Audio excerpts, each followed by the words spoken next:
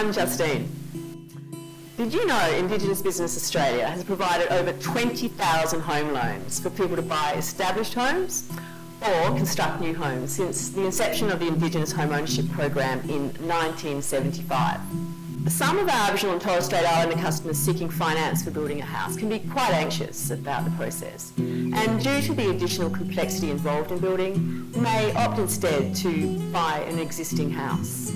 In doing so, they may miss out on potential benefits such as accessing the first homeowner grant, reducing stamp duty, owning a sustainable energy efficient home, lower maintenance and repair costs, and a warranty against building defects.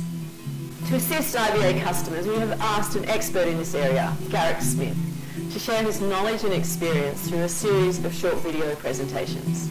In these videos, Garrick will discuss the building process and answer some commonly asked questions. Garrick has a long history in property, including project management, valuation, property development and dispute resolution. The 5 areas Garrick will cover are finding and buying a block of land, contracts, financing and grants, choosing a builder, construction and post-construction.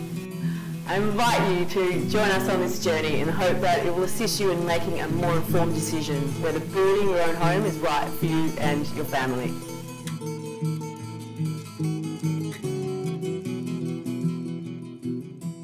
So Garrick, the first step is buying a block of land. How do you find the right block? Well, Justine, I've found that people generally have an idea of where they'd like to live, and most of that is around, being close to their family, the importance of amenities, schools, churches, medical facilities, shopping centres, public transport. So all of those things are taken into consideration in getting a broad concept of where they'd like to live. Where you want to live will be determined in part by where you actually live currently. If you're in the city, there's usually an abundance of land, so you've got a choice of a myriad of estates that are offered by the developers. If you live in a small country town, you're somewhat limited and you need to basically take what you can get. So where to find a block of land these days in this online generation, it's typically online. There are a number of real estate sites which will advertise blocks for sale, and often the developers will have plans and estates on their own websites.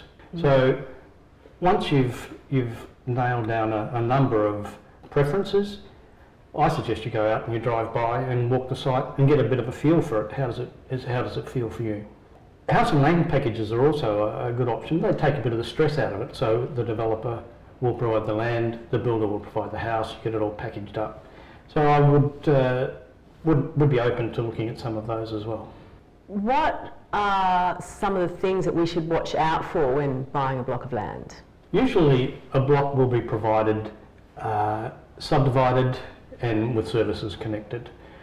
Sometimes when demand is running ahead of supply, you'll find that developers are selling the blocks off the plan. In order for you to get a loan, you need the land that is subdivided, has its own certificate of title, and is connected to all services. In some instances, where it's an infill subdivision or something of the like, you may find that services are advertised as available but not connected. And that's something to be wary of, because bringing sewer or electricity across the road can be expensive and it can add to the cost.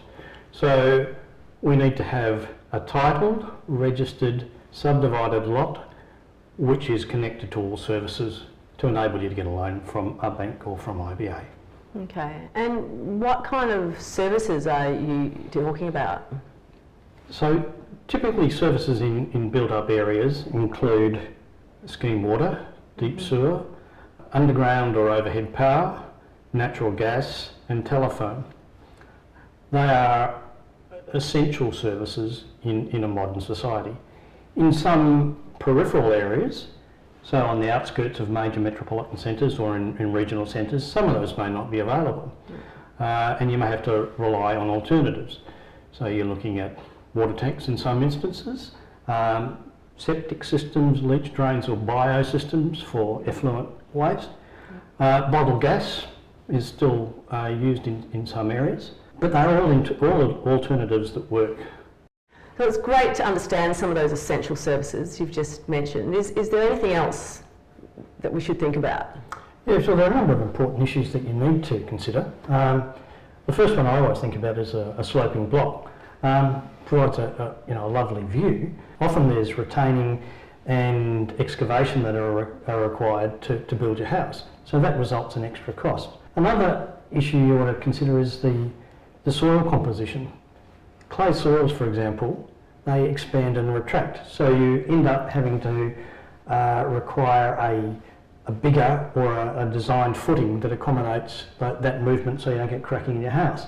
I also believe it might be wise to undertake a site survey. A surveyor will determine whether or not the boundaries are accurate, whether there is any encroachments from adjoining neighbours, whether your fencing is on the boundaries. They usually do a contour which will determine how much excavation or retaining you may need, and they'll also locate large trees which may be on the site, which may impact on where you can build your house. Thanks, Garrick. That was really informative information on choosing a block of land.